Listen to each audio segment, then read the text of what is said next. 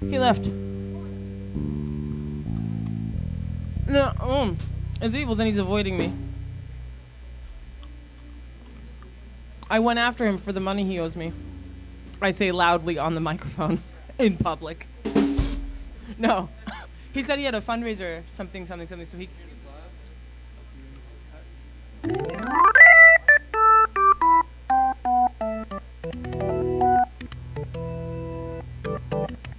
So, you know...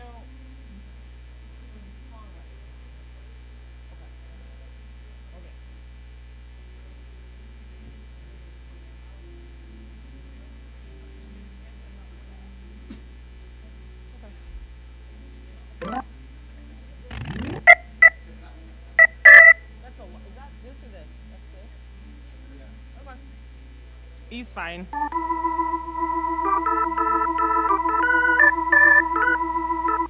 Cool. You don't know? You don't know? Come on, man. No, it's 73. Yeah.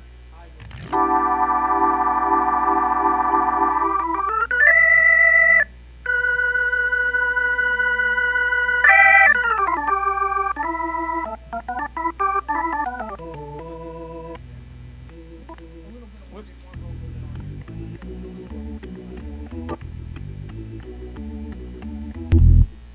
Darn.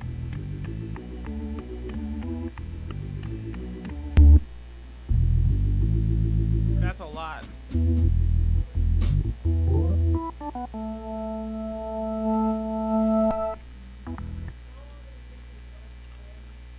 We're still driving. This is all in my mind. We're still on the road. It took, we left on Monday, and we're here today. So. No, we will on the way back, because we close in Vegas, so we'll stop along the way. But the thing was, and I talked to Muller, and he said they only do clinics on Thursdays, and then he wrote to this store and was like, hey, will you have her? And they were like, yeah, we're free on Wednesday. And I went, oh, crap. Now it's like 2 16-hour days. Okay, no problem. So we're very happy to be here. It's 7:04. You ready? Yeah. I've been waiting for you guys. Was I not supposed to be waiting for you guys? When did you rock and roll? It's not rock and roll. Don't have those pots in there. Did you know that? This is an NS Design CR5 radio. You're gonna find out. In the clinic, you're going to find out. NS is an official co-sponsor with Hammond this year. You're going to find out, man.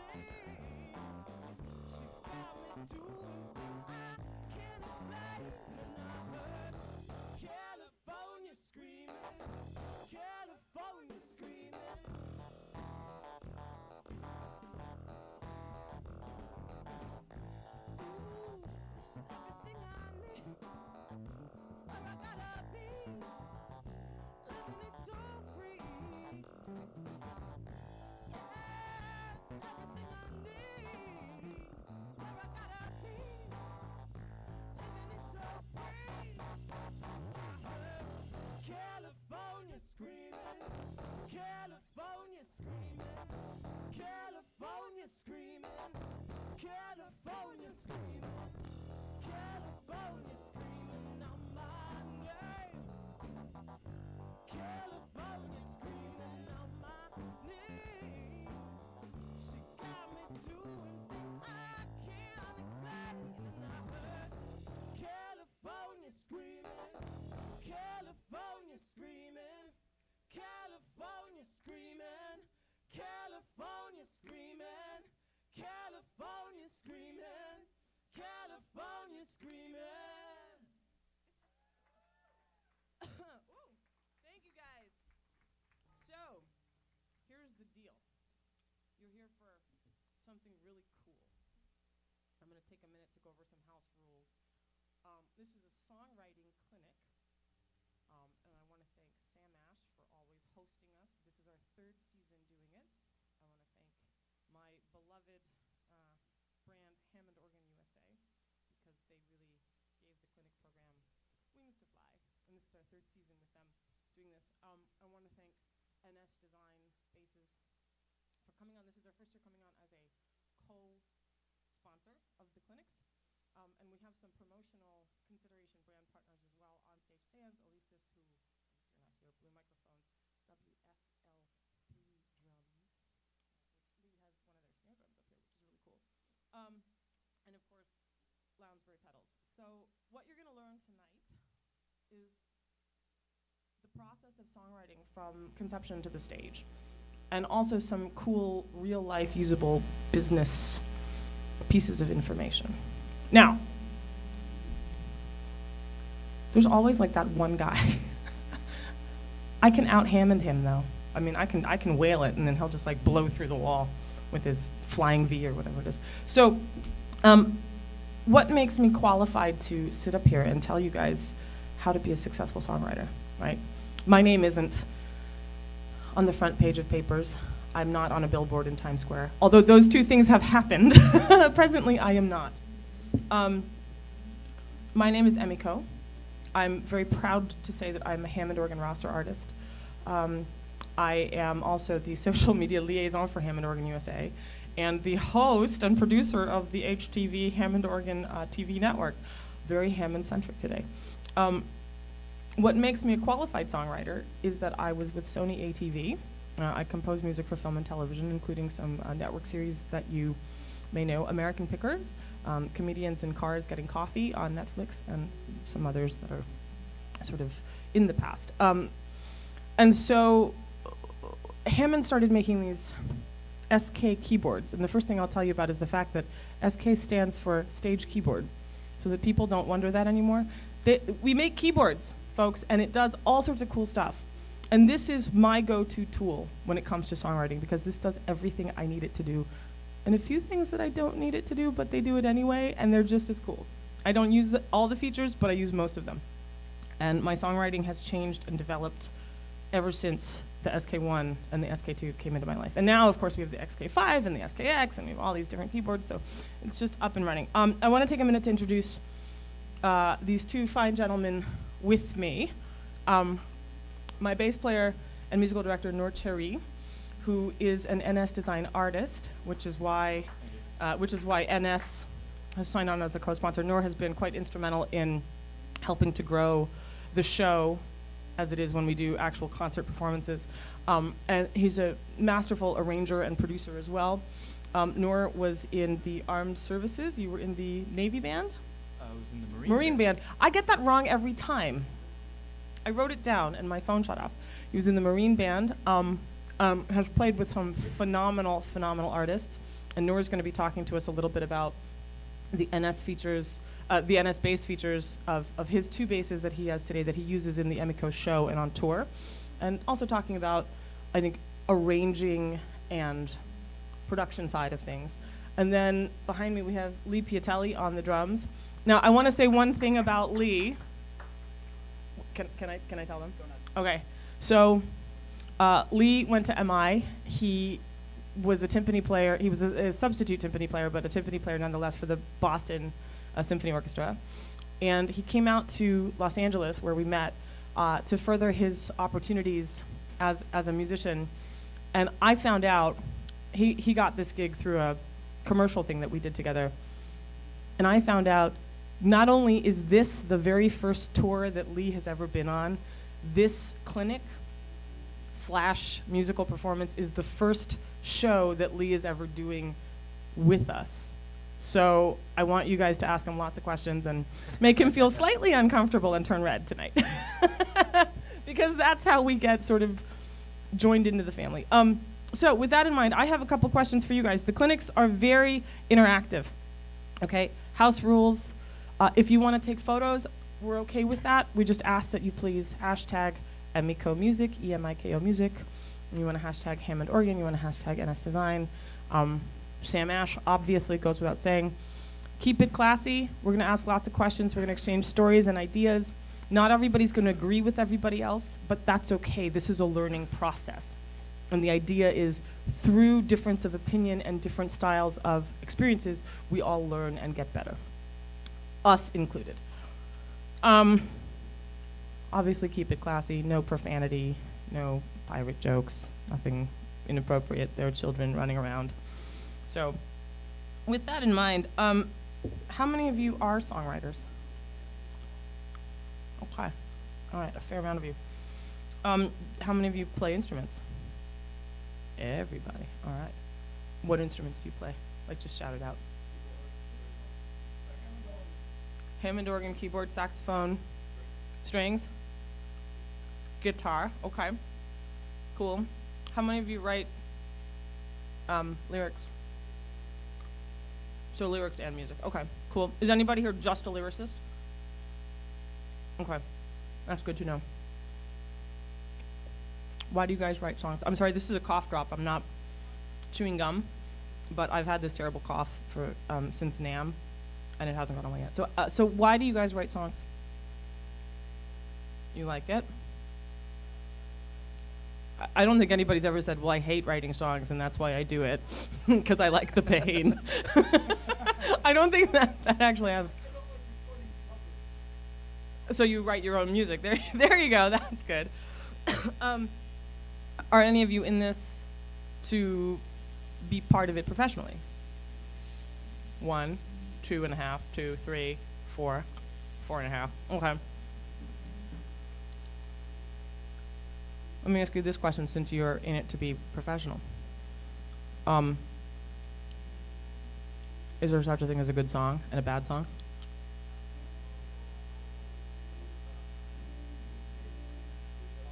It all depends on what? Okay. Pardon? Fair enough. Fair. We always get different answers with that one. We think it's so great. All right.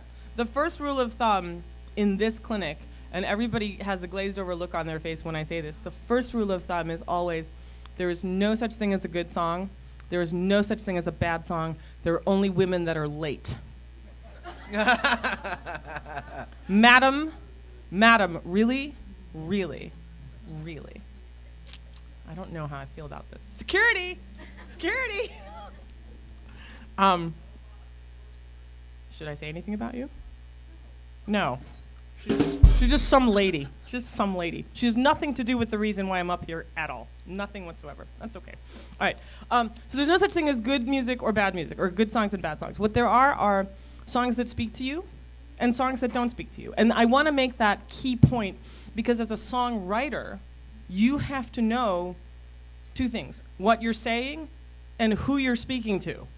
Because the messages only get across effectively to the listener if you have awareness of those 2 things, right? It's a big deal to sort of go, there's no such thing as bad music, because the rest in your head you're thinking, oh, but listen to everything on pop radio today, it's terrible, I can't deal. And the answer is, it's not that it's bad music, it's that it doesn't speak to you. And once you get past that, you can stop judging it and you can go forward and be okay with the songs that you write, which is really, really important. How many songs do you guys write a week, a month, a year? What's your writing process? Sporadic, okay? How many, let's do it this way. Do you feel that there's a sense of urgency to write songs? No. Okay, why is that? Okay. When the muse. Okay. Right.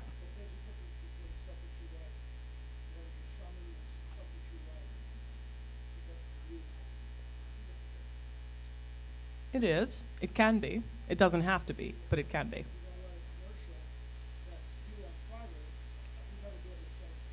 Right.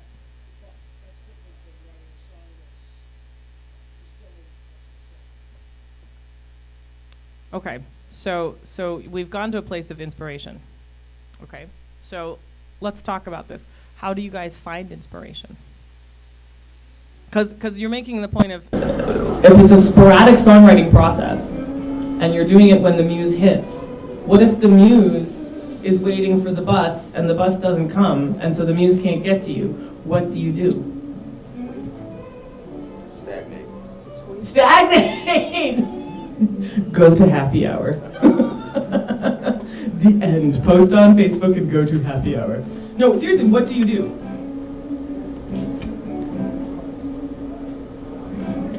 Experiment. Experiment, okay. And how would you experiment? What types of things could you do to experiment? Sit down and just start playing notes at random.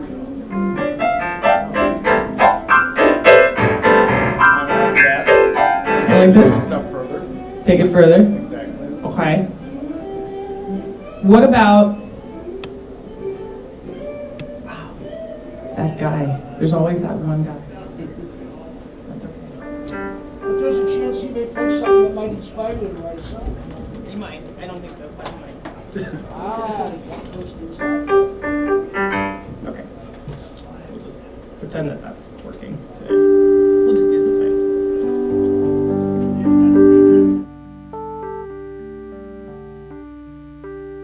How many keyboard players are there? Okay, do you guys sing as well? Ish, sing ish. We're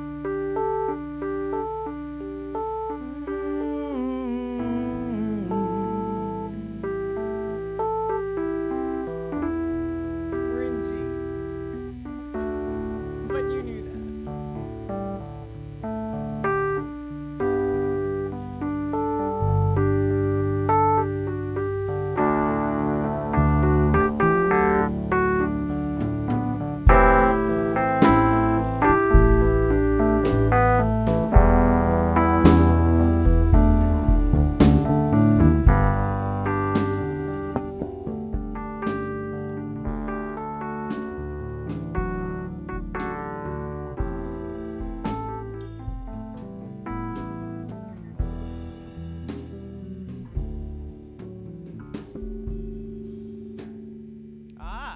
See?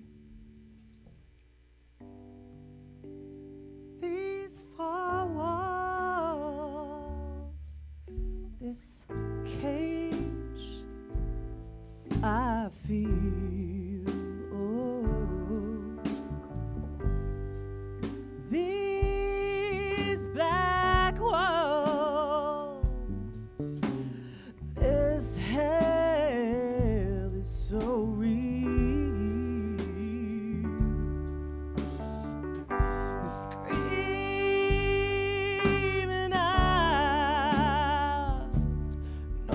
Can hear me. Nobody knows. Cry about all of the things, and so it goes.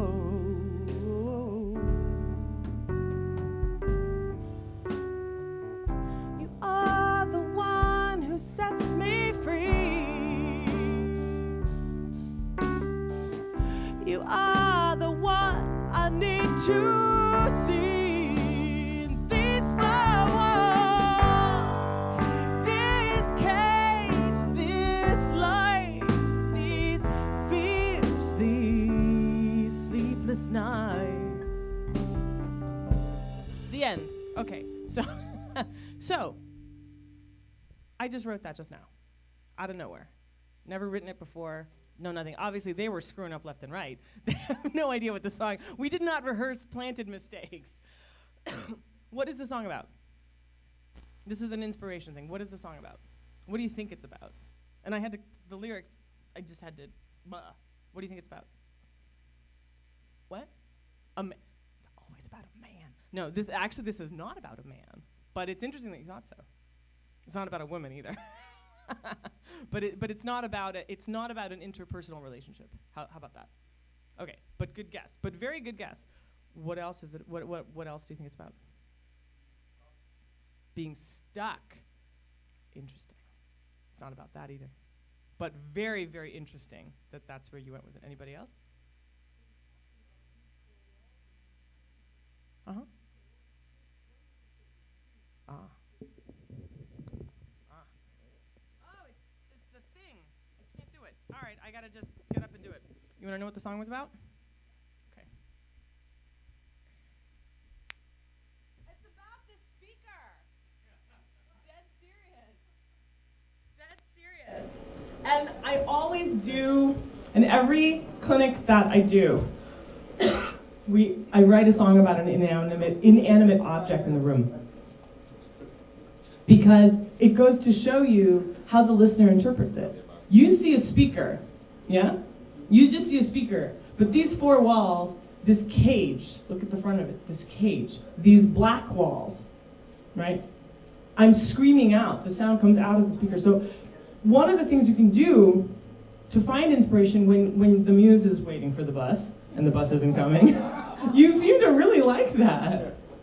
Okay, so one of the things that you can do is look for inanimate objects and take them down the rabbit hole. You're saying, sir, about experimenting, not just with random notes, but with concepts, right? Think about it.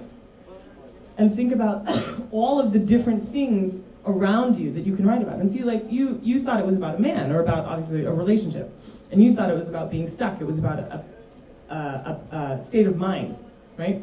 It's about a speaker, which is on sale at Sam Ash for how much is it? I can't see the price tag. $449. $449, ladies and gentlemen. Get this great speaker system right here at Sam Ash. Is that what the offer? No, that's extra. But the point is, that's the type of thing that I'm talking about. So with that in mind, I wanna open up the floor. I want you guys to come up and try this. Yeah? And if you try it, I've got a gift box over there that's filled with really cool Hammond organ swag. I have caps. I'm not supposed to give away the backpacks, but I might if the song is really good. So I would like some volunteers to come up and try, pick something in the room, and write about it. Like a verse. You don't need to write the whole song. Anybody want to try it? She looks scared out of her mind. She's like, no, I'm glued to my chair. It's not happening. No, thank you. All right. Part of being a songwriter is being brave. I know one person that could do it. I'm totally looking at you. Come on. You don't want to do it, huh? Not now. If not now, when? That's okay. That's fine. I tell you what. Why don't we have Nor do one? Nor, can you write a song about the mic stand? Nor typically is an instrumentalist. I mean, he does write lyrics and he sings beautifully. You should hear him do Stevie Wonder. It's amazing. We won't do that tonight, don't worry. But I'd like you to give a purely musical interpretation, instrumental interpretation of the same type of thing. Okay. Make sense? Yeah? Nor will be demonstrating this on his Ennis design bass, which he will later tell you the features of. So about the mic stand, the on-stage stand. The mic stand. A musical interpretation. Yeah. Okay. Some, you know.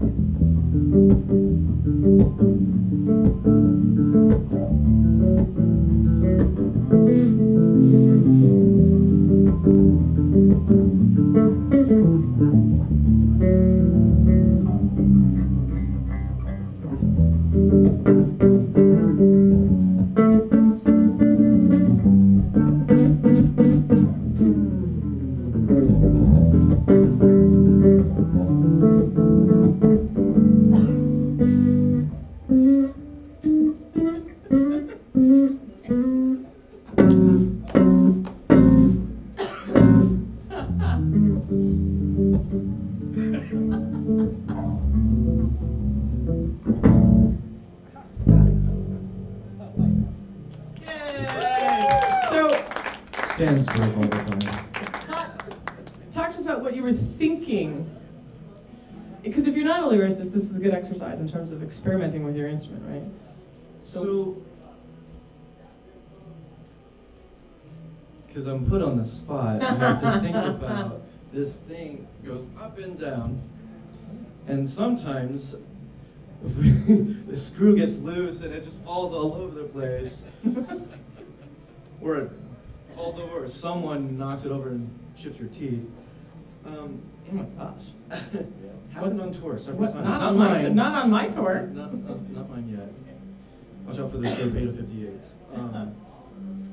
So for me, observing this instrument, this tool, this equipment, there's this kind of lengthwise motion. There's this rising thing too. It's also something we kind of depend on.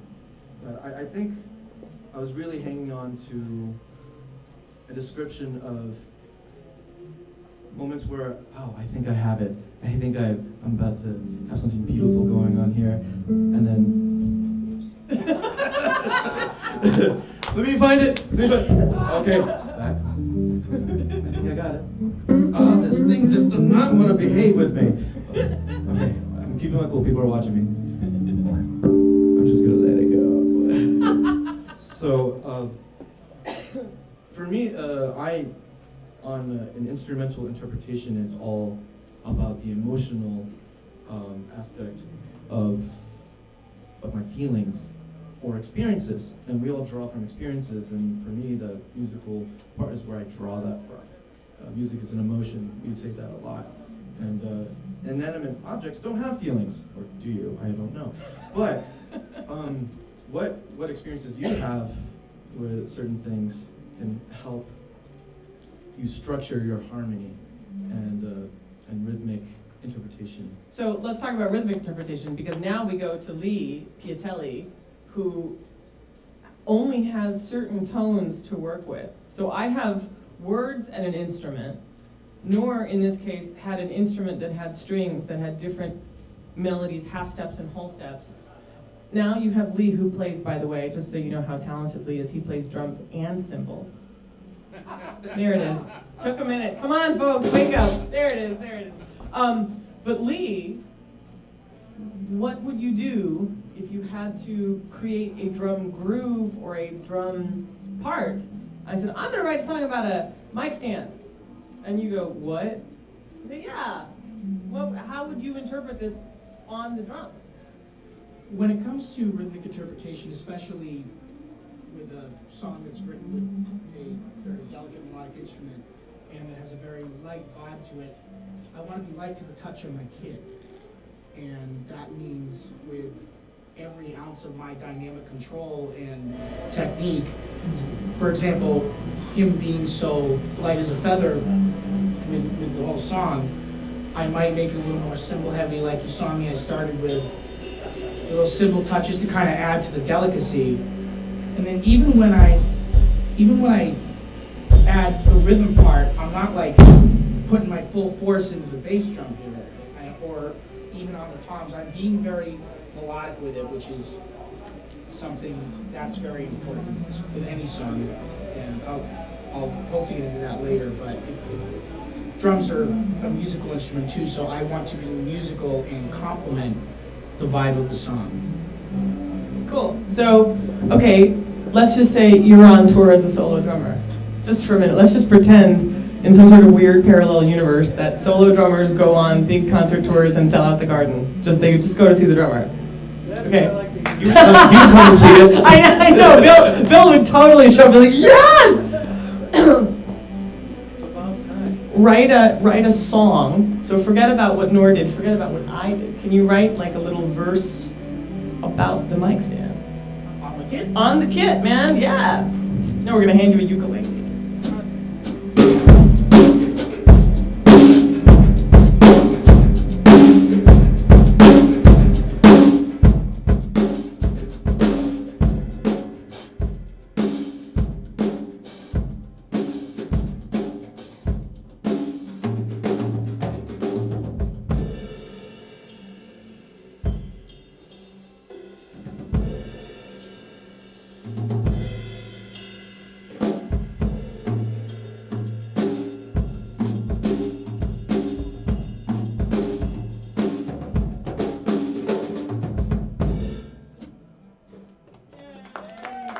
what were you? I can't even begin to surmise what you were thinking in terms of the mic stand that brought all of that wonderful rhythm out of you. So can you give us a little bit about what your thought process was about an perfectly inanimate object? Well, with a microphone is supposed to project a voice as I'm talking to everybody now and as Emiko is talking to you. And if it's just me, and maybe or maybe not with a microphone, as a percussionist and as a drummer, this is my voice. So I'm writing a song to show the dynamic ability of one's voice, how powerful it can be, or how soft and light to the touch it can be, depending on emotion, depending on the current situation you're in, especially when it comes to being on tour. Different artists and different bands have a different feel to them, and you need to be able to adapt to that and adjust quickly. I never thought about that with the drummer. That's pretty cool. I have to say, Lee, that's pretty sweet, man. Because he really plays his kit like a musical instrument and not just as stuff to bang on, which is nice. I enjoy that because most drummers have 2 volumes, loud and loudest. We talk about this a lot, don't we? So, I was thinking about what would, and my brain went completely in another way. where did it If I was go? sitting at the drums and doing a song about the mic stand, I would have played, you wouldn't have almost heard anything. And at the end, when you asked what it's about, because without the microphone stand, I wouldn't know what the microphones and I wouldn't hear the lines. See, now if you had come up and done that, you would have won a Hammond hat. But oh well. Darn it, wherever will you get one? I just don't know. I just don't know. They're so rare these days, you know? They're very coveted. So, musical interpretation is a big deal. Arrangement is a big deal. Sense of urgency is all a big deal. The song on the spot challenge that I issue you, I encourage you, if you don't want to do it here because you're afraid or you're nervous or whatever it is, and that's okay. There's nothing wrong with that. But it's a good challenge to issue yourself at home. Every once in a while, pick something, you know, the refrigerator, the hum of the refrigerator, the hum of the microwave as you're popping popcorn. Things that are otherwise sort of mundane, everyday objects that you have around. And try it. And the first couple of times, it'll be horrible. It'll just be, it's like going to the gym after not going to the gym for a very long time. It's awful and painful. But once you break through that wall, you realize there is a muse that you can turn on and off at any time. And you just have to get into the habit of owning that. Most people think that songwriting involves waiting for something else.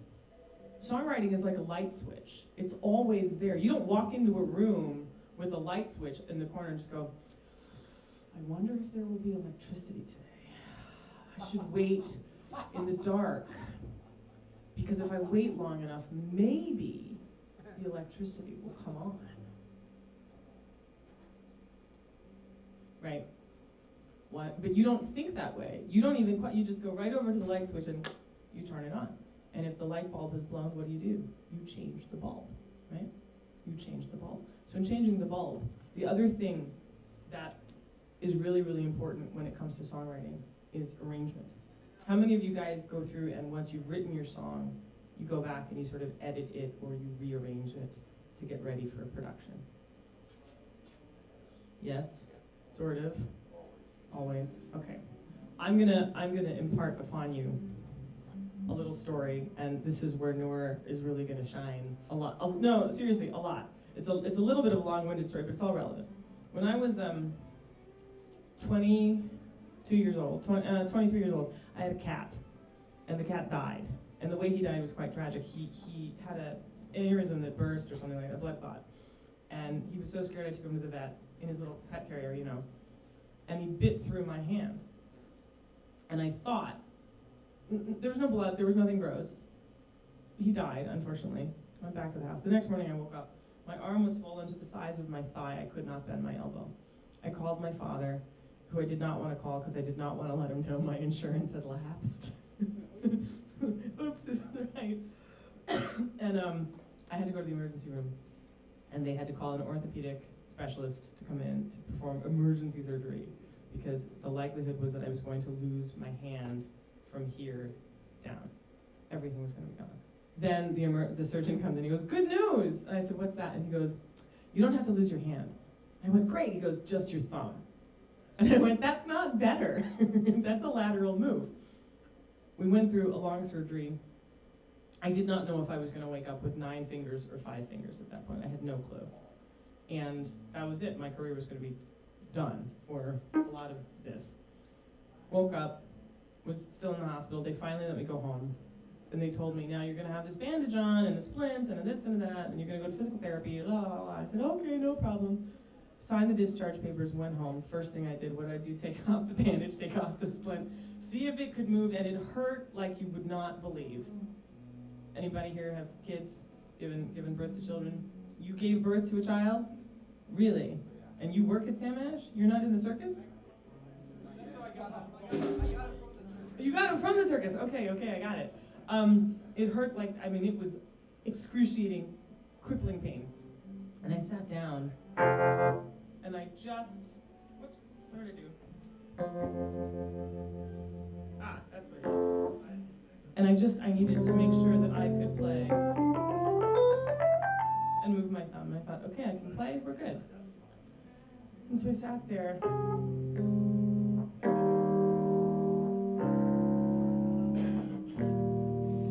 And I started to write this song. And I'm not a very religious person. I don't have a very consistent relationship with the man upstairs. I think sometimes he's waiting for the bus with the muse and the bus doesn't come. I'm not sure. So, and I wrote, well, I have been living my life up to now in a total daze. I must have been crazy not to have seen the errors in my ways. I took it to the band, right? And I played it for them on the piano. So it even sounded even more plunkety plunk, plunk, plunk. Of course, I wasn't playing a Hammond at the time. It was another brand, which will go unnamed, because they don't matter. But anyway, and I took it to the band. It was in New York, not these guys. And they played through it, they looked very happy and okay. And at the end, they came to me and they said, they elected the guitar player to come to me. And he came over and he said, I gotta talk to you. And I said, okay. And he goes, I'm really glad that you're okay. I'm really glad that your hand is okay and that you're playing and we're rehearsing again. And it's a long road back, but you can do it. And he goes, we were talking on the break and I have to tell you something from the band. And I said, what's that? He goes, we hate that song. It's awful. And I looked at him and I went, you're fired. Don't tell me my stuff is awful. At the risk of impertinence, go home, go away, you know.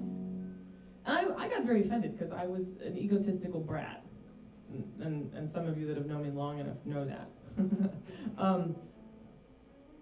But he said something to me that he'd never said before. He goes, those words deserve so much better. They just deserve better, Em. And I had never edited a piece of music before that. I always would just sort of write my stuff, go into the studio with my producers, record it, everything was fine, yay, and then I was done. And now I'm faced with these 3 grown men telling me that it's a horrible piece of music and to change the music. But if you write lyrics and music, you know that you get married to both. And it's hard to separate them and delineate them, right? And I'm not particularly capable of writing only one or the other. I can, but it's not great. So I sat there, I have this marble composition book like they give you in 2nd grade, you know, for handwriting stuff.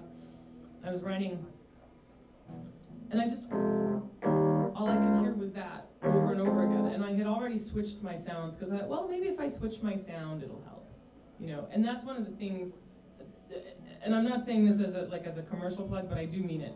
One of the things that's become so easy for me as a songwriter is that this Hammond has so many sounds that are so easy to use and program, and I've got my favorites and everything. So I know when I'm feeling in a certain way, I know if I go to a certain sound, it's going to evoke something that will allow me to open my creative channels even more.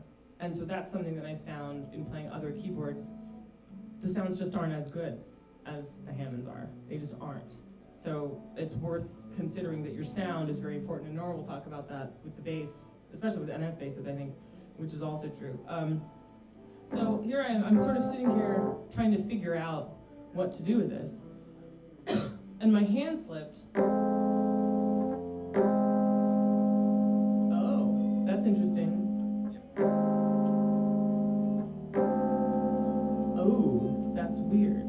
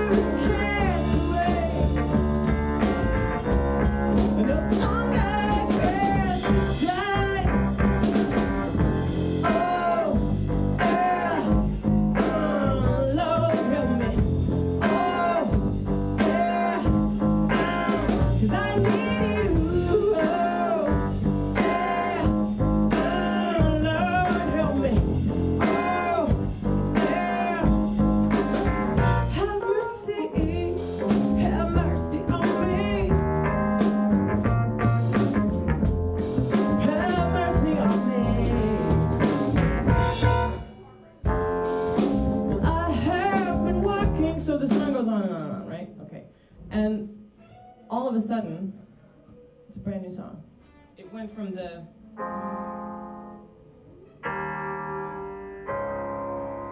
which everybody does these chords, right?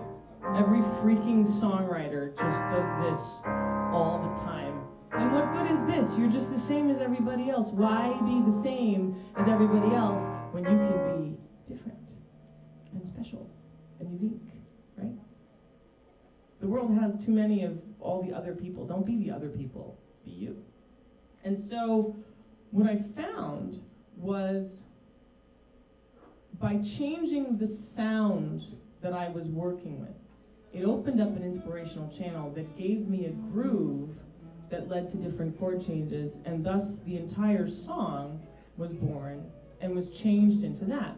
So I took it back to my band, and I said, chew on this one. And they went, yeah, now you're talking. And so that's been the case ever since, until now. See, Nor hates it when I put him on the spot. But he's a professional, so he smiles. And he goes, yes, that's right, no problem. We are headed to Malaysia. We're going to go on an Asian tour after this for 3 weeks. And what, driving? Yeah, we're driving in a Honda across the Pacific Ocean. Look, if it was good enough for the Inuit people to walk across the Great Bering Strait, who are we to not do that, right? So, and we're going to this thing called the World Youth Jazz Festival. I've been named as a cultural ambassador to them, and I played there last year. It was amazing. They're having us back for second year with the band. But I'm not a jazz artist. I'm just not. I'm sort of this hybrid pop soul blendy thing, but I'm not a jazz artist. So the good news is that Mr. Cherry over here is a jazz artist in many, many, many ways. And so I'm able to take a song like this and to say to him, what would you do? And he said, well, let's add this count, right? Whoops, I lied, sorry.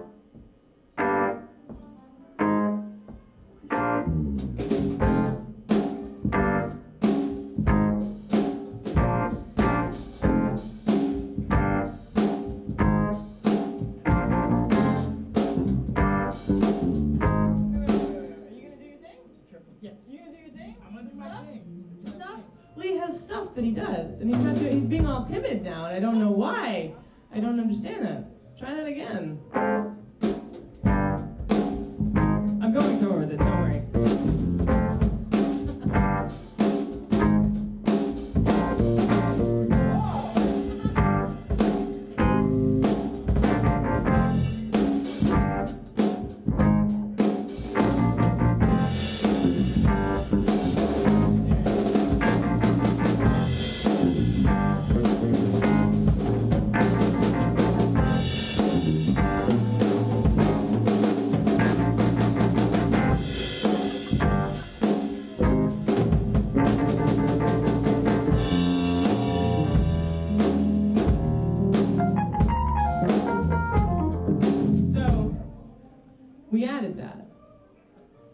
are smiling now, which is nice.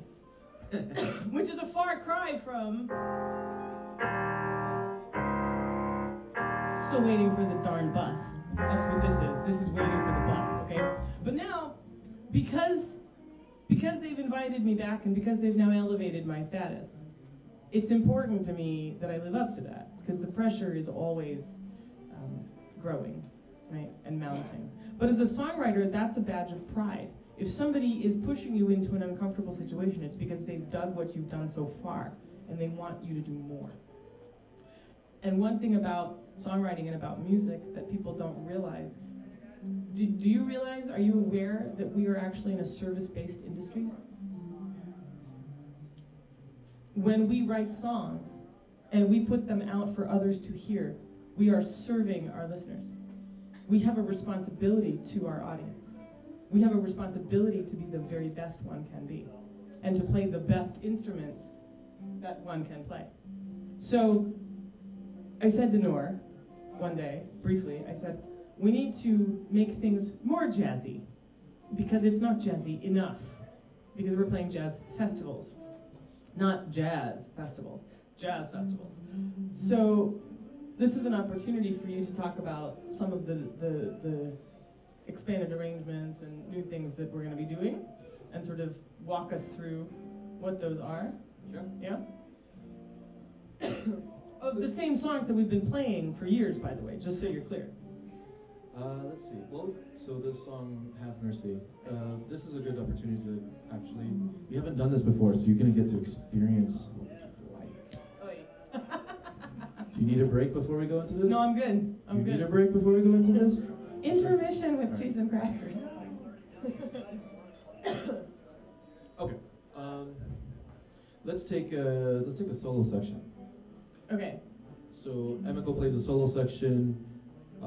Normally with. Am I playing it now? Yeah. Okay. Let's do it as if you've always done it. He's musical. He's literally musical directing. So this is what we want to show you guys. The purpose of these clinics is to take it from song concept to stage through everything and show the the process, how it goes. Okay. If you could do me a favor, we're going to backtrack a little bit. Let's start from the chorus going into the solo section. Okay. Yeah. Yep. 1, 2, 3, 4.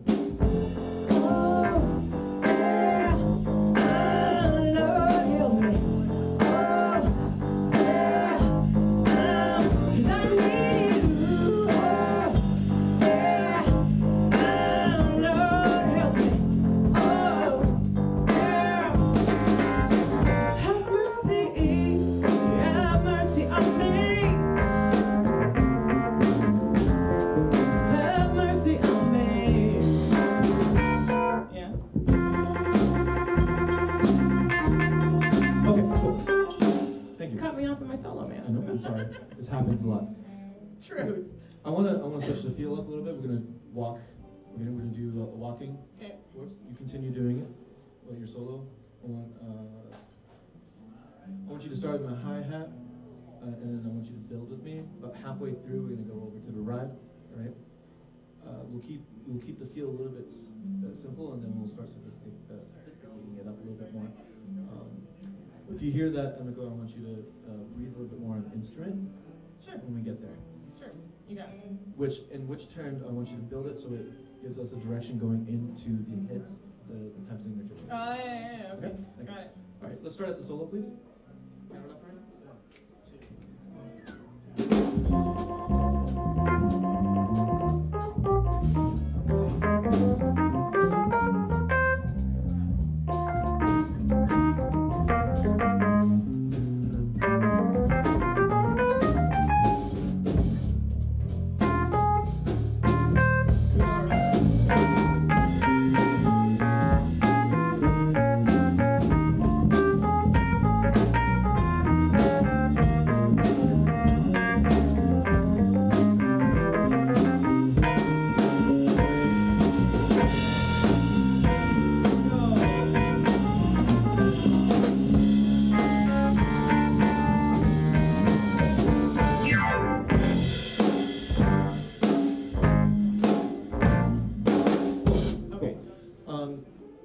I need a little more swing feel.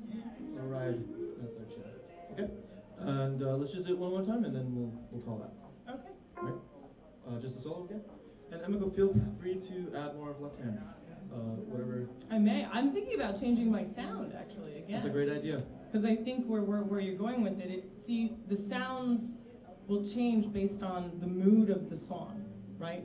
Like I've been working with an electric piano on that, but now that I'm hearing where he's going with it, I may want to go back to a traditional Hammond, or I may want to do something else. I may want to do something that involves a phaser or a flanger, you know?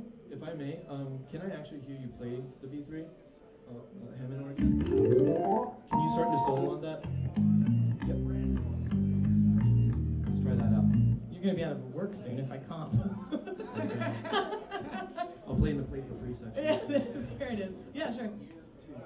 So from the solo? 1, 2, 1, 2, 2.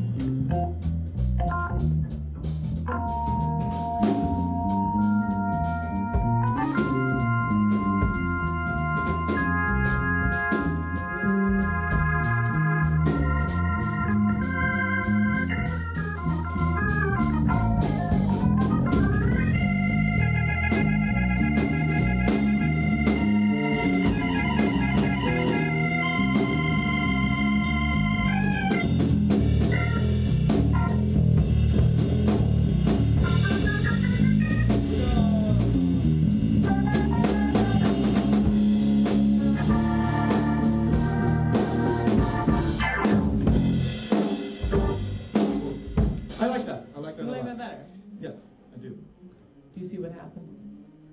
You saw what happened there? You got that? Okay. So now if we do one with words, except my sustain pedal does not want to work today.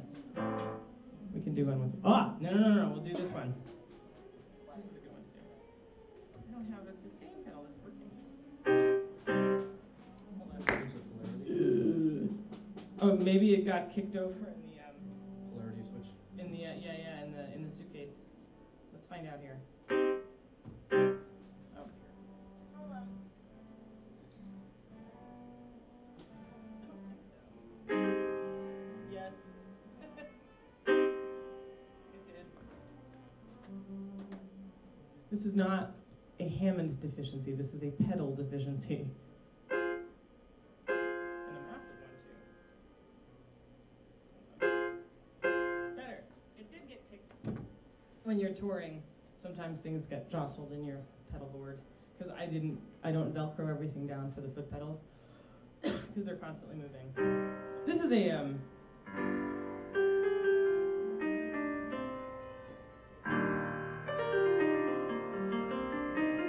this song went to #1. We love playing it because I think people really enjoy hearing it. And I think you guys may be familiar with it. So if you are, feel free to sing along. And we'll talk about this arrangement so you can understand what happened.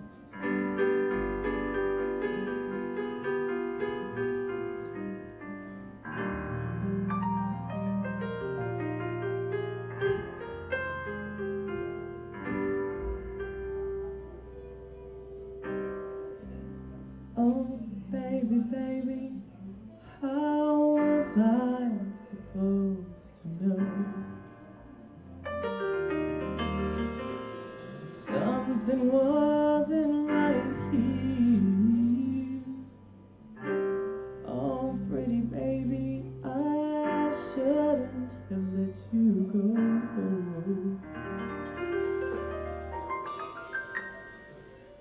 Now you're out of sight, yeah. Show me how you want it to be. Tell me, baby, 'cause I need to know now. Because my loneliness is killing me, and I must confess, I still believe when I'm not with you, I lose my mind. Give me a sign. Hit me, baby, one more time. That's all we need. We don't need a ton of Britney Spears. We don't need a ton of, I mean, a little Britney Spears, you know. Maybe we need Britney Spears to drown that guy out. I don't know. So we took what's otherwise an incredibly poppy, compressed arrangement, right? Everybody knows that song. And we decided, because I don't really do covers, I've never had to. But as an exercise in writing, I thought, oh, why don't I take something that doesn't speak to me, bad music, it doesn't speak to me, and make it into something fun and whimsical, right? That would make sense? Excuse me. Ooh.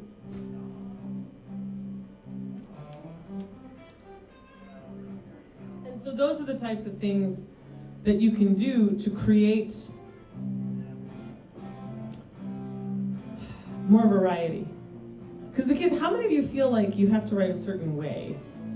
Does anybody feel like, oh, I have to write this type of a song or that type of a song? Or you have it in your head that like, I want to do it in this style. And it's not coming out in that style, it's coming out in this style, right? And you have a mental block about it, right? So there's a challenge that I issue everybody that people keep requesting, and it's a really fun challenge. It's called 30 Songs in 30 Days. And you sit down and you literally write a song a day from start to finish.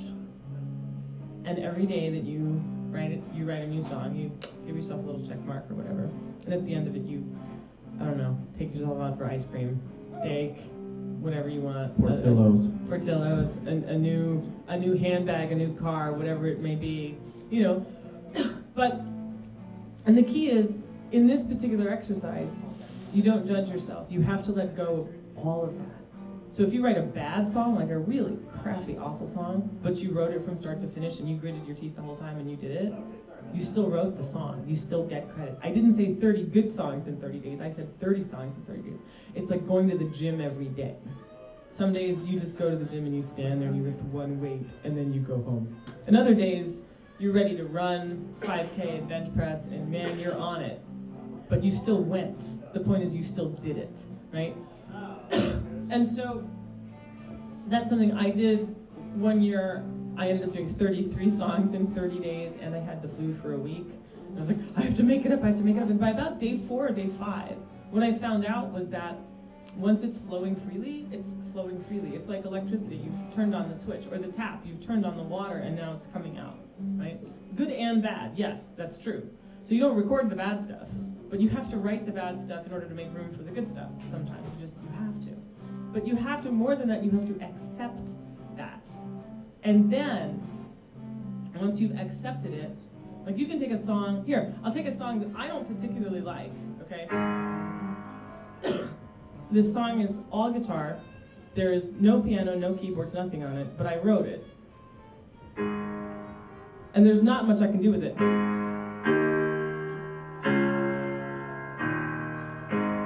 This is me, loving you, doing it the best that I can do. I would give you so much more if I knew how to. This is right, and it's just the boring those chords again, waiting for the bus again. There it is. But if we had to jazz it up, what type of things would we do to it? Well, I wouldn't say jazz with it, but certainly fill in the space arrangement so the trio can give the audience the same experience. Right, because we're missing 2 people. We normally have a guitarist and a dedicated background singer as well. So we're coming out as the 3 of us, pulling double duty on basically everything. Yes. So how would we fill in those spaces? What could we do? And what could a songwriter do that's just with the keyboard or just with the guitar or just with the bass or with drums? Well, you have to experiment maybe with sounds that maybe the piano sounds a little thin, so would experiment with some different sounds that might fill up that space. I think on bass in a high range, changing some of the tonal options I have on this instrument, I can fill in some of the the guitar range. Commonly probably with power chords.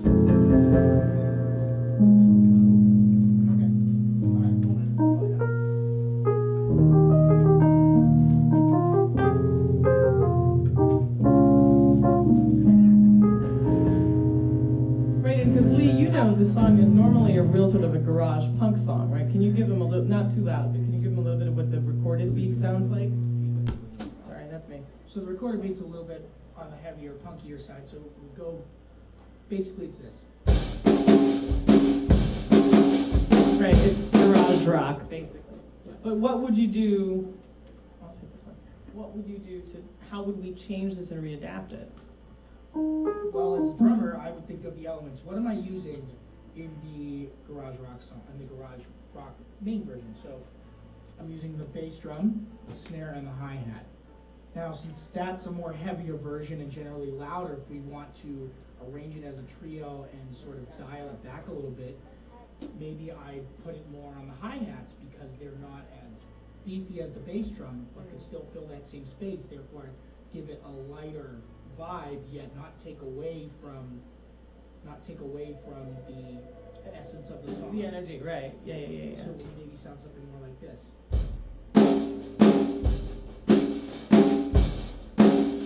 Even you'll notice I'm doing less with the bass drum, more on the hi-hats, and a little bit more delicate with the snare, again, to fit the light vibe, yet not take away the space and be able to give the audience the similar experience. So, I'm gonna sidetrack for a second, just for a second. What happens if you have to switch over to, like, we're playing a couple of shows where there's no drum kit, and you have to switch over to something called a cajon? Does everybody know what a cajon is? It's a box drum that you sit on. It's really cool. I mean, can you readapt it for a cajon then? Absolutely. And when it comes to a cajon, if you've seen somebody play a cajon, you can't use your feet. There's ways to be able to do that, but for the most part, you're just using your arms. You're not using your legs. Right. So you need to figure out, how can I play this rhythm with both my hands minus what I would use on my feet for, let's say, the kick pedal. Now, the thing about a cajon is it can create the bass and snare drum sound without having the use of a full kit. So first, I would sit on the cajon, get a feel for the instrument. Okay, the center is the bass, the top works as the snare, and I transfer that rhythm to my limbs. So if the beat's on a cajon, per se, right, I can't use my foot, so instead I would hit the center bass drum part of the cajon to create that similar vibe and use the top for the snare drum and create the same exact rhythm. So it would be boo, ka, boo, boo, ka, boo, ka, boo, boo, ka. It's the same thing. How important is it, do you think, to have not just any instrument, so not just any bass, not just any keyboard, not just any drum set? How important is it to have the right one, and what makes the right one? What is the right tool? Because these are the tools with which you write your songs, right? So how important do you guys think it is to have the right instrument versus just one that works and kind of does the job okay?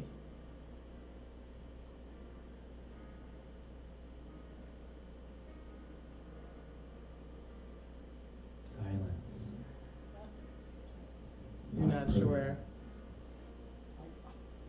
See what made me think just now is that I walked into a hotel room and I got these ideas for this song. I had nothing to record it on. I landed up calling, this is before there were these silly things, and I had the old kind of phone, I landed up calling my voicemail. You know, and what struck me there is make sure you have something to record whatever your idea is on. Right. You know, I mean, that's, you gotta have that. I think that's as important as having the right instrument. Absolutely. You always gotta have something by you, paper, pencil, you know, so that when you get the idea, something happens, you record it. Capture it. Sure. Emiko, may I? Yeah. I believe we are in a world of so many innovators and entrepreneurs, creators. The key to recording your ideas is adaptability. Lee mentioned this on the kit. Anytime you have to change into a situation, you have to adapt to your environment and the situation. I have had the pleasure to meet musicians who are not of our Western notation and Western culture and how we record music. A lot of it also is cultural. It's passed down. through tribes, Families. families. There, whether it's stones or whatever it is that their environment allows them to remember things. Things are, people sometimes place memories in seashells and coastal regions. And seashells, they attach memories with them, or they would attach songs to them. Right. So having anything, exactly, important gear, when you have the accessibility to have important, or to have a quality gear will take you to a step. And it all comes down to the absolute technique of your inspiration and recording it in the way that speaks to you the most. Well, I also think, in a practical sense, because that's very true, I think in a practical sense, like we had a fight. We had a fight right before we left. We agreed that Noor was going to take 2 basses on the road, and we were packing up, and magically, what do you know, a 3rd NS bass showed up out of nowhere. And now everything wouldn't fit, and what were we to do? So I yelled at him. And no, I didn't. I just said, we don't have room for the 3rd one. Below 85 decibels in measure. But he insisted. Obviously, he has his 5-string. I've been awake for like 48 hours. 5-string, and he has his stand-up bass. And these 2 are critical. They're vital to the show, and they're vital to the show because, Well, as tools, I these should are say. my weapons of destruction. No, I've spent many years as an instrumentalist and trying out many. There are a lot of great companies. There are a lot of wonderful luthiers out there, instrument companies, Hammond. You can go on and on. There's a reason why we have so many different kinds. Each company has its own characteristics and interesting sounds. When it comes to electric basses or string instruments, we pick instruments for aesthetics, tone, quality. To get chicks. I'm a bass player. We don't do that. That's true. You don't get chicks. You're right. You're right. Never mind. I'm My doing bad. taxes Sorry. in my mind on the brakes, okay?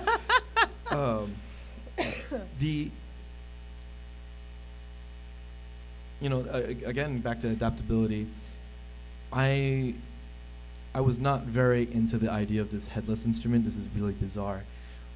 Steinberger had made its movement in the 80s. It's not the first to start this, but really to successfully pioneer this movement of instruments, and really challenged the trend of aesthetics and sound and engineering. I was really hip to all kinds of cool instruments, basses. I was a Fender player, and I think, hands down, Fender is still, pioneering the Grammy movement. Every hit record, every song is recorded on these signature, these novel instruments. Oh, that's a Fender P bass, or James Jamerson's playing on a Fender P bass, or Jaco Pastorius is playing on a Fender. You took out the frets, now he's got a fretless sound. It's a Fender sound. And we've come to this time in our evolution of music that we've evolved instruments to be so applicable to every situation. And it was important for me as a player, while I'm appreciating everything that's out there, to find an instrument that does it all for me. I don't come with a truckload of cash to get every single instrument to be a utility player. I really believe in having the right equipment for the right song to really tell the story.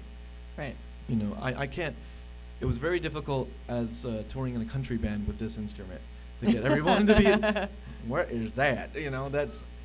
Where's that P bass? Where's that look? So it came down to the facility and the utility aspect of why I chose the certain instruments that I chose. Is because I can get any sound that I really need to get a job, to play music, to get in the shoes of being able to adapt, and any kind of music situation. Emiko, for her music, I have to really utilize the hidden features that you don't, it's all in here. It's really have to dig into the instrument to get the sound that you're looking for. And the beautiful thing about that as a musician is to complement the artist and complement the story of the song. And tone Yeah. Understanding tone, understanding your equipment, picking the right gear is really crucial if you really want the music to shine. For example, This Is Me, the song. Yeah. I was just thinking that. A lot of common bass players or musicians are going to pick up the instrument and just jam out, which is awesome. But Right, they're gonna. exactly. Well, not only that, just like the sound that's already given to you, because there's so much to go into it, and any instrument can do this, but you have to spend time with it, with getting it. You know, it also comes down to another lecture of technique and how you get into what you dial in and what you have in front of you. For me, so normally for this type of song, I want to get like a P bass sound. You know, a bit of a punchy, but a little bit of this metallic. And the beautiful thing about I have a piezo pickup. If you don't know what a piezo pickup is, it's basically you take 1,000 crystals and you crush them and you create a pickup. It doesn't use any battery power active. So I have a. Oh, I'm not launched up. That's there. Show him what we did the other night with that where you were strumming it. Yeah. So I got a little bit of piezo in here. I'm gonna go about halfway here, and I have these magnetics. I'm gonna raise the treble up. We get yourselves a little bit of a tinny sound. Yeah. And You wanna do a little bit in A flat? yeah, let's go for it. Okay.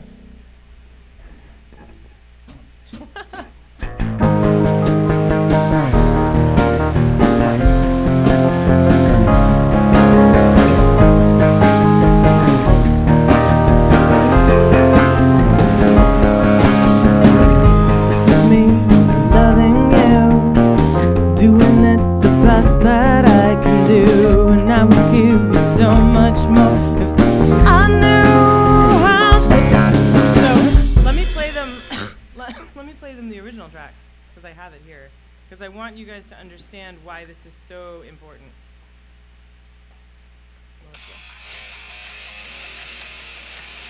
Very garage, right? But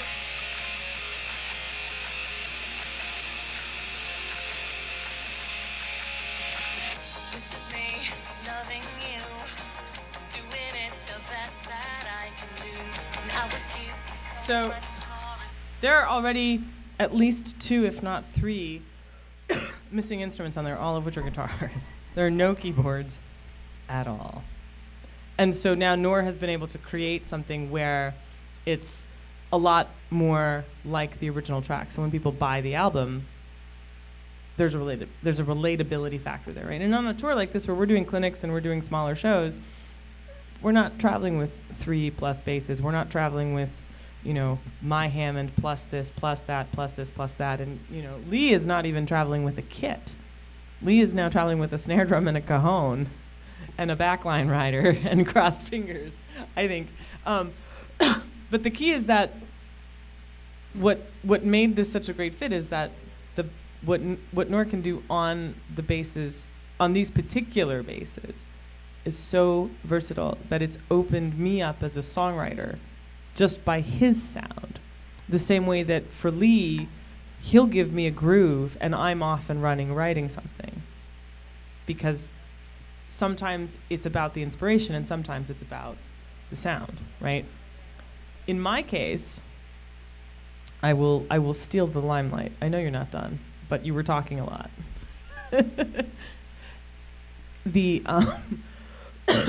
Before I became a Hammond artist, I played it wasn't a competitive brand, but it was just a regular keyboard brand that everybody knew. I was on their artist roster. And I always struggled. And you would think that a keyboard, which is made of plastic and pieces of metal and screws and little, circuit boards and stuff, you would think that a keyboard is a keyboard is a keyboard. And I really, show after show after show, I toured the country and the world with this particular instrument, this non-Hammond keyboard, which I loved for a long time. I mean, I wouldn't speak badly of them. But I never felt like I could get past this wall, ever. I couldn't do it. I didn't know what it was. And I thought for a long time it was me. I thought, I'm not a good enough player. Something's wrong with the sound system. There's always like a million different reasons why I couldn't make the thing that was inside of me come out. And for NAMMs ago. I think it was about 4 NAMMs ago. I ran into a good friend of mine who was the editor-in-chief of Keyboard Magazine, and I told him I wanted out of this particular company. And he brought me over to Hammond, Oregon. He said, well, I think that you should meet this gentleman, Greg Gronowski, who's at Hammond. And I said, I'm not, like, to me, a Hammond player was a B3, like Jimmy Smith, you know, like that kind of a thing. And he said, no. And I said, what do you mean, no? I said, I'm not like that. He said, just come over and meet him. So I went over, and here's Mr. Gronowski with his big jacket and his shoulders out to here, and his balding head, stressed to the nines. And Steven says to him, Greg, this is Emiko. She was just in Keyboard Magazine. We did a profile, blah, blah, blah, blah, blah. You know, I think, and he looks me dead in the face, and he goes, why don't I know who you are? And I said, I don't know, because you live under a rock? And he looked at me, and he put his arm around me. He goes, all right, kid. He goes, why aren't you on my roster? And I just looked at him, and I went, because you haven't asked me yet. And he goes, I'm asking you now. Hold on. Let me get a pen. I'll be right back. And he goes, he shuffles off into the little mini room that they have at NAMM, comes back with the pen, but he's empty-handed. And he goes, I don't have any more artist agreements, but just go ahead and, you know, put it out there. You're with us now, okay? You're with us. Done. And I said, okay. And all of a sudden I went, do I have to play church music now? like what do I have to do? I don't know what this means. There was no explanation, there was nothing. And he goes, we're gonna ship you a Hammond. And I went, oh my God, I live in a 600 square foot apartment in Manhattan. I'm gonna have to move all of my furniture out for this. And he goes, no, we make keyboards now. And I got to I demoed the 61 key, but I got to demo it, and the feel of the keys, because there's waterfall action on the keys. There's the waterfall keys, the size of the keys, the weight, and the weightlessness. There's a perfect balance. The sounds in here, the features, the fact that it weighs 17 pounds. I was carrying around an 86-pound monstrosity for years, and I hated it. And all of a sudden, you know, I did the one thing I think that every young player, and I was scared to death because I'm in the presence of legends like Dr. Lonnie Smith, and I mean, like, really, like, whoa, heavy-hitting players, you know. And Greg just looked at me and goes, go ahead, do it. Just do it. And I, you know, and I just went for it. And he goes, there it is. There it is. There you are. There you are. And that wall just, it exploded into a million pieces. And I never looked back. And it's amazing what one instrument, and I know, Nora, you feel the same way about NS, and we don't just come up to evangelize the brands that sponsor us. We endorse the brands because they are the best of the best of the best of the best, without question, hands down. And I think when you have a meeting of spirit in terms of the player and the instrument that understands the player, there's a reciprocity, but there's also, it's not a choice. It's not a choice. It's almost like a bloodline link. I can't un-Hammond myself, if that makes sense. I can't do it. I can't un-Hammond myself because, and I've tried. I mean, not that I've tried willingly, but sometimes you go to a venue or you go to a studio and they don't have one. And I think part of the charm of this is 17 pounds, it's inexcusable that you can't take it with you. You will always take it with you no matter what, wherever you go. And so the biggest thing for me as a songwriter is it's changed the way that I identify with music. It's changed, this single instrument has single-handedly changed the way that I write. It changes the way that I listen to music. It changes the way that I think of myself as a writer. It changes the responsibility that I have as a writer. Paul 77. I do these clinics so much, I know all the call codes. It's a little weird. And I think that's the most important thing, is that the moment that Greg explained to me that, no, we're not going to mail you a giant piece of furniture it's in a box that's half your height. And I went, oh, okay, I didn't realize that. And that's something that's really important, and I stick by it because I really do believe that the instrument chose me. And I put this up as the social media liaison. We put up the question of the week every Friday, just about every Friday. Sometimes I miss a Friday. And one Friday it was, why did you, I choose Hammond because, right, finish the sentence, I choose Hammond because. And almost every single person wrote, I didn't choose Hammond, Hammond chose me. You never see that with anybody else.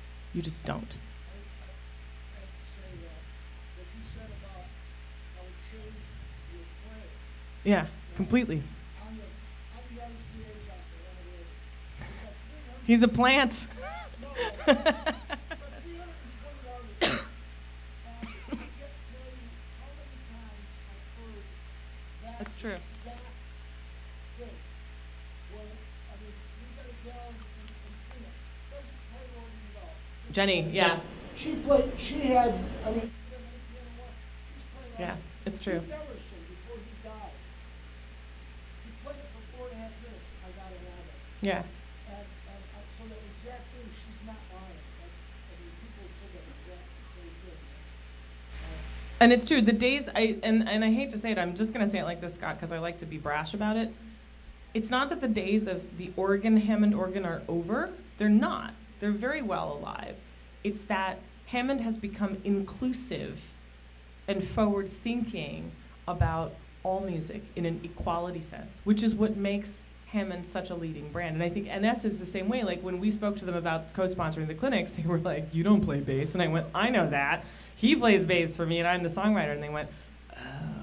It's all about how the instruments fit into the songwriting process and how you as the songwriter, you're the orchestrator, you're the puppet master, you pull the strings for each one.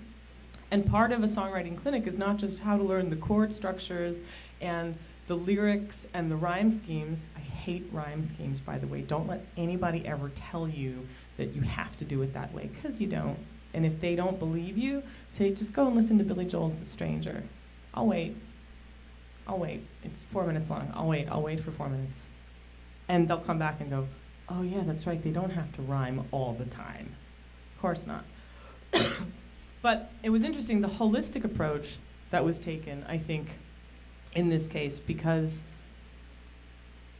the compact touring that we're doing and the reimagination of the songs that I've written have to be, as Nor said, adaptable. And so with only two, sorry that you can have your third bass, man, but with only 2 basses, he's managed to create an entire band. And with only 1 keyboard, I've managed to create myself and a horn section and a string section and Stevie Wonder in the back. And over here, we've got Michael McDonald. He does a mean Michael McDonald impression. And so it's just become integrated in the clinic series now. It's more than just, A, B, A, B, C, A, B, B, fade out. It's a holistic approach to the entire craft. Because if you write songs for life, it's all relevant, it all matters. It's all part of the experience. And yes, you should go buy a Hammond organ and you should go buy a Ned Steinberger bass, without question. I think once you feel them, once you try them out, and we'll have you guys come out and try them out, you don't really want to go back to anything else. You just don't. It's an interesting feeling. You kind of cross the threshold, and that's it. So, Ned Steinberger. Ned Yeah. Steinberger. Yeah. So after Gibson bought out Steinberger, Ned went back to the shop and focused on orchestral electric instruments, and so the product that you see has really evolved from that. And he spent a lot of time really engineering the instruments to really compete on the really the huge professional circuit. The electric bass came back after all those orchestral instruments were developed to perfection, and like Emiko, like you said, the instrument chooses you. That's how it happened for me. I was in the Marine Band at the time, serving in the military, and I had the honor to perform at NAMM, and I wanted a new bass. Right, because you play saxophone and guitar. Well, also. I played 14 instruments for the 1st Marine Division Band, and I was playing, my personal bass was a Mexican-made Fender bass. And as great as it was, it had limitations, especially for me as a person that wanted to create. It was really crucial. And I had my eyes set on a different type of bass. Till I came across this, and it was just like, what is this thing? Who is this person? I remember Ned Steinberger. When this all happened, when it went into my hands, it took me 2 years to really go back and forth and really think about, what do I want for my career? What do I want to accomplish in my life as a musician? And what is the bass that's going to get me there? What's the instrument that's going to get me there? Came back, and I came back with this. This came in the mail, and I am continually discovering new features and new heights with this instrument, and how it can function with different artists, and how I can best support them with one instrument instead of having to carry 4. I think we should do I Know, because this is a great showcase piece for you and for Lee. There's a piece that I wrote called I Know, which is about a guy. It's about a guy who was afraid to follow his path. He was a conductor on the west coast of Canada in this small town on Vancouver Island. Not even in Vancouver, Vancouver Island, right? 3-hour BC ferry ride. And he had been offered a position in Toronto with a large symphony. And man, he didn't know what to do. He didn't want to leave. He wasn't sure. He wasn't this. He wasn't that. And I think the message is the same all across, whether it's you're trying to be a songwriter, whether you are a songwriter, whether you want your music in film and TV, whether you want to go on tour, whether you want to be a music educator, a worship leader, whatever it may be. Nothing can stop you if you have the right headspace, and if you have the right tools, and if you know about the tools, and you know how to marry the two together, then you're in a really, really, really unique place. Because there's tons of talented artists out there that play awful sounding instruments. And then there are lots of talentless hacks with way too much money that come into Sam Ash and, will literally give a guitar salesman the year's commission and then walk out and really suck at everything that they play. So The Perfect Marriage. And so I wrote the song because I said to him, I want to know what you're made of. Don't you want to tell yourself? Don't you want to go for it? You've got the skills, you've got the tools, make it happen, right? Oh, yeah.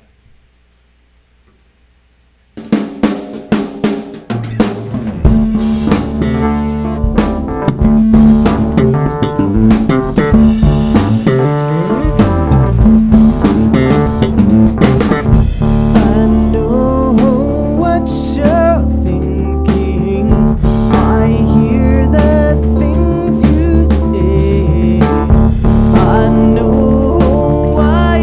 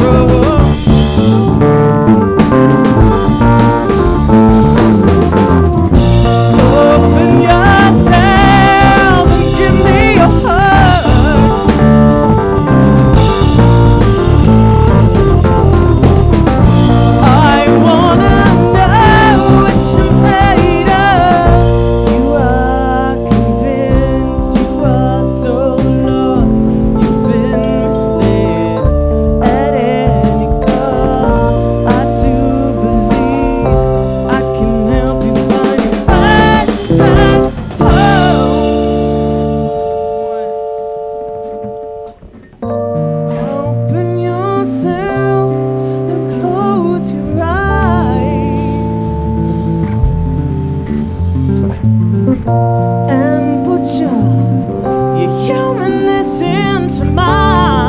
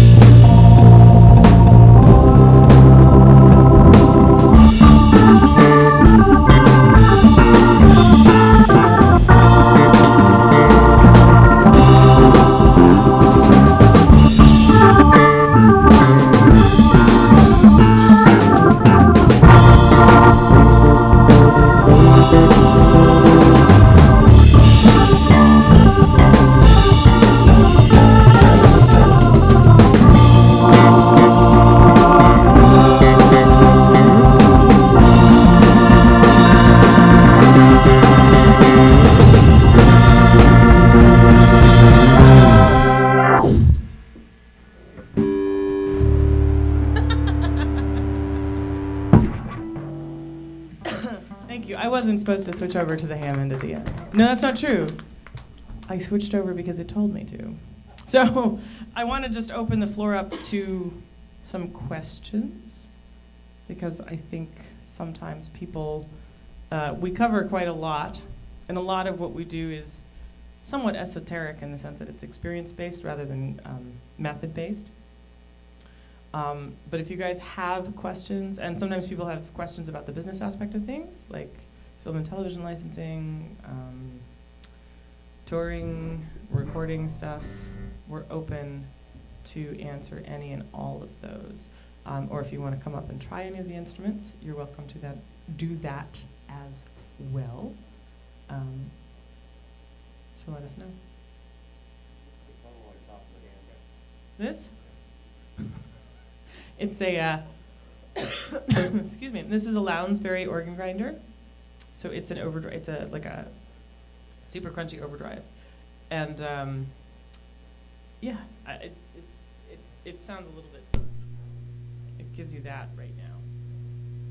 But it does, whoops, I turned myself down, sorry. So like without.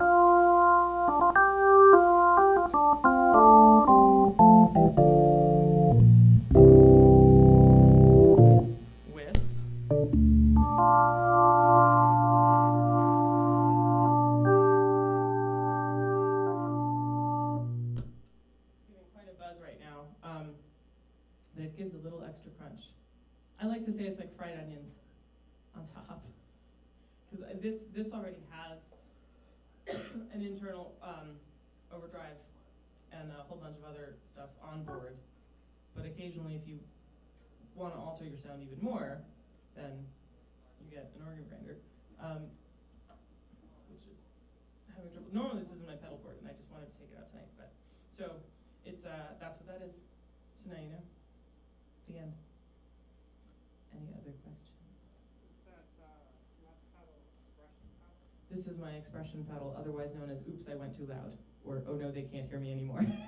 Because I'm used to stomping my foot on the floor, right? But when you do trio work and you have to reimagine and readapt stuff, you kind of have to. My pedal board sits at my side, and I manually will manipulate the sounds and things like that. But when it's just me and the Hammond, I don't need any of this. I use my sustain and that's about it, and I can just have it and go.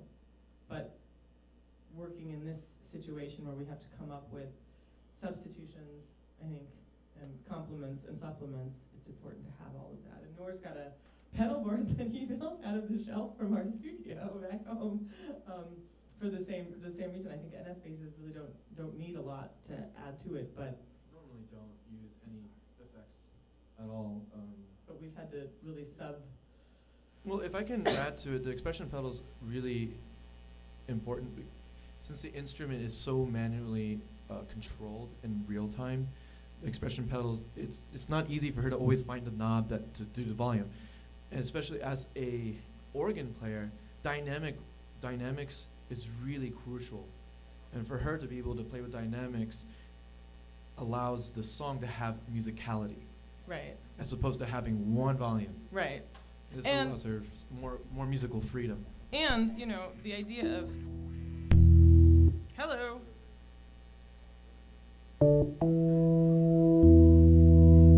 Going through the wah pedal as well makes it important to have the expression pedal, because that envelope's gonna change your volume, and you're gonna have a volume spike, and then everybody's gonna leave instantly.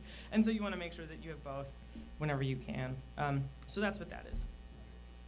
So there you go. I think we're pretty much ready to wrap up, you guys. Thank you guys so much for coming. This is the first stop on a 22-state tour, on a national tour that we're doing. And we're doing a bunch of these clinics, and then also regular concerts and benefit concerts as well. So we want to thank you guys for coming out. And if you have questions, or you want to come up and try anything, or talk to any of us privately, we're available for that as well, for the next ones.